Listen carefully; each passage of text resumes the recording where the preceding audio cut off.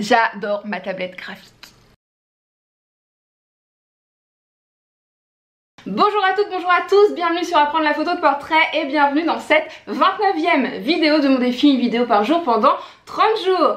Aujourd'hui je vous retrouve pour une vidéo présentation matérielle que vous m'avez demandé suite à ma vidéo concernant mon premier tuto sur Photoshop. Il s'agit donc d'une vidéo sur les tablettes graphiques. Comme d'habitude, cette vidéo est une ouverture à la discussion. Je vais vous parler donc de ma petite tablette graphique que je possède déjà depuis 5-6 ans maintenant, mais bien évidemment elle se fait vieille et plein d'autres modèles, plein d'autres marques avec plein d'options et de fonctionnalités sont sans doute sortis depuis. Donc vous possédez sans doute un modèle plus récent, donc je vous invite tout simplement à nous en parler en commentaire pour qu'on puisse échanger sur tout ça.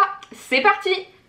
Alors ma tablette graphique est une Wacom, je ne sais pas comment ça se prononce, ça s'écrit W-A-C-O-M. C'est une marque en fait très compétitive dans tout ce qui concerne les tablettes graphiques, voilà, très représentée, très connue, très réputée, voilà. Et il s'agissait en fait du modèle de base, la Bamboo One, qui valait à l'époque je crois 39 €, donc une acquisition très peu chère pour tous les nombreux services qu'elle m'a rendus. Et donc ma petite tablette graphique se composait simplement d'un plateau et d'un stylet. Un petit peu plus précisément, vous avez donc à l'intérieur du plateau, vous voyez ce rectangle, voilà, qui ressort, qui en fait correspond grosso modo à la zone utilisable par le stylet et qui représente en fait votre écran. C'est-à-dire que quand vous avez le bord en haut à gauche de votre écran, il est là, le bord en haut à droite, le bord en bas à droite et le bord en bas à gauche. Donc ça, il faut imaginer que c'est votre écran d'ordinateur. Vous avez ici un petit logement pour venir ranger votre stylet. Vous avez évidemment le stylet tout simple avec une mine et puis deux petits boutons paramétrables. Alors quand vous allez acheter votre tablette graphique, vous allez donc tout simplement dans un premier temps la brancher. Voilà, il y a un seul câble, c'est hyper simple et tous les pas doués de l'informatique peuvent y arriver. Voilà, c'est un câble USB, vous le branchez sur un port USB de votre ordinateur, voilà, et logiquement la tablette doit déjà être détectée et fonctionner. Ceci dit, elle fonctionne, mais il est fort probable que le stylet ne parcourt pas votre écran en entier. C'est à ce moment-là qu'intervient le fameux CD d'installation. Si vous avez déjà une imprimante ou un accessoire de ce type, en général, il vous faut un CD d'installation pour paramétrer le nouveau matériel avec le matériel déjà à la maison.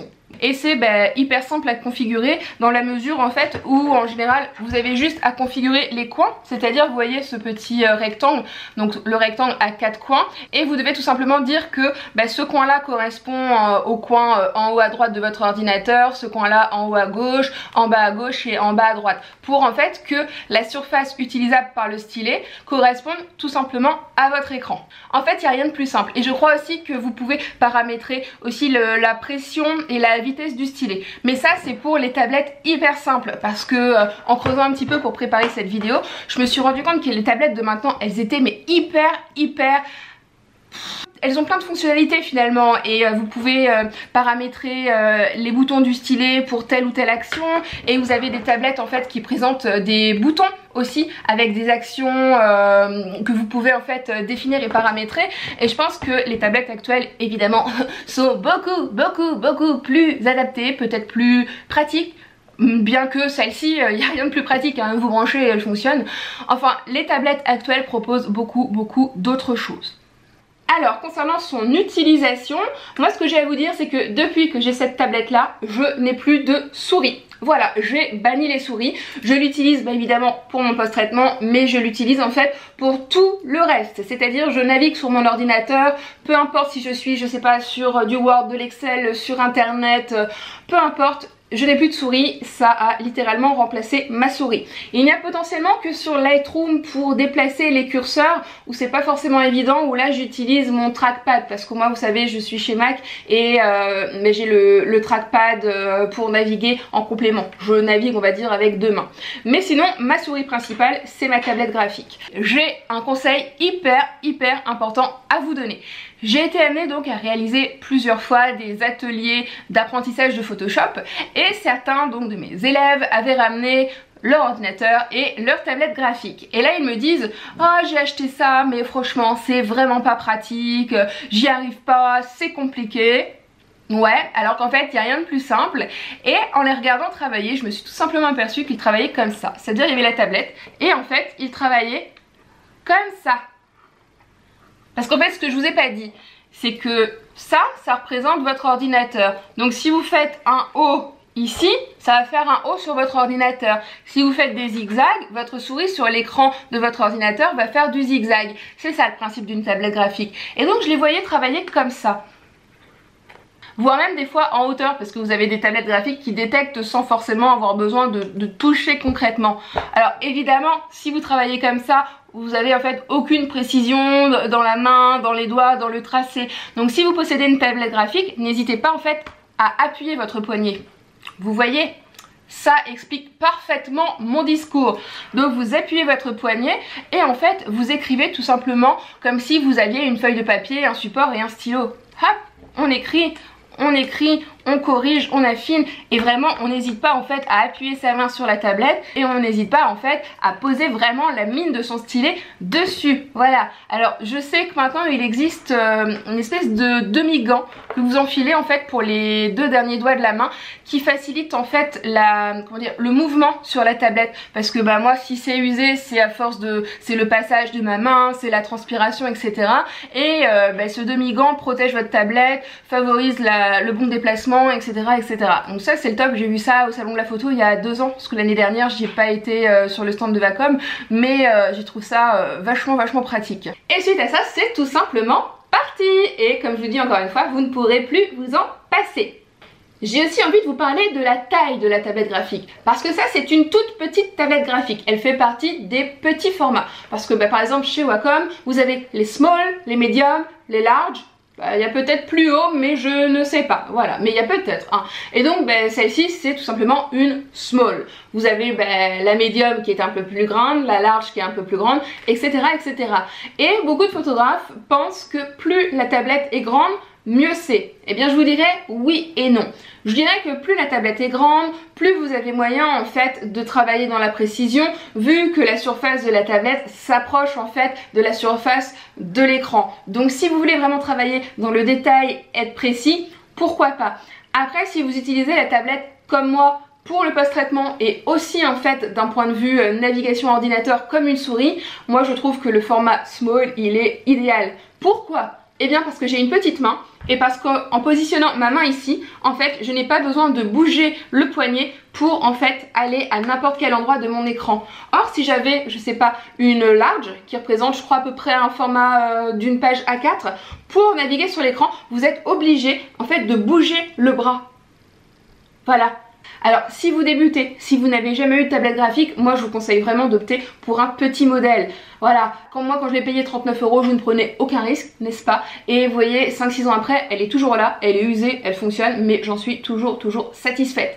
Après je sais, quand je vais changer de modèle et que je vais découvrir les modèles modernes, je vais vous dire que ça, c'est de la gnognotte, que c'est dépassé depuis longtemps et que j'ai enfin découvert le vrai fonctionnement de la tablette graphique. C'est possible, et je vous le dirai d'ailleurs. Mais en attendant, elle me convient très bien. Alors peut-être qu'il me faudrait 2 tablettes graphiques, à savoir une petite pour naviguer très rapidement sur mon écran et une plus grande pour justement post-traiter mes portraits et avoir vraiment le plus de précision possible dans toutes les retouches concernant le visage, etc. etc. À voir. Après par contre, qui dit plus grand dit plus cher. C'est un choix. Alors comme ma tablette est vieille et que je ne connais pas d'autres marques que Wacom, j'ai été tout simplement avant la vidéo me balader sur wacom.com, voilà, dans la partie française, pour voir un petit peu ce qu'ils proposaient à l'heure actuelle. Et j'ai découvert en fait toute une gamme de tablettes avec des destinations bien précises. C'est-à-dire qu'ils mettent en avant des tablettes pour le design, des tablettes pour la peinture, des tablettes pour le 3D et donc des tablettes pour la photo. Je crois que ce modèle s'appelle Intuos Photo, quelque quelque chose. Alors, je suis une fille, je n'ai pas encore retenu tous les noms barbares avec les chiffres et les lettres, mais apparemment ils ont développé une tablette spécifique au travail de retouche photo. Donc à l'heure actuelle, si je devais réinvestir, je pense que je me dirigerais vers ce modèle là.